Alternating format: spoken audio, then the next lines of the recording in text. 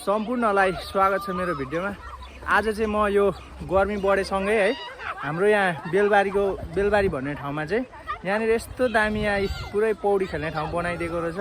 यहाँनिर अब टाढा टाढादेखि जस गर्मीले गर्दाखेरि यसो नुहाउन पौडी खेल्न आउनु हुँदो रहेछ। हेरौँ है त सबैले के कस्तो रहेछ है त।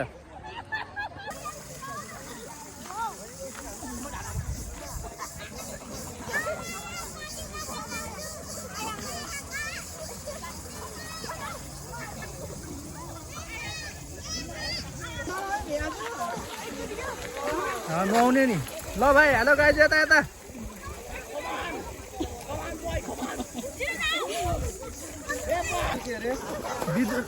Vidur Kattel BIDUR Vidur KATTEL Kattel BIDUR Vidur Kattel के हुन्छ KATTEL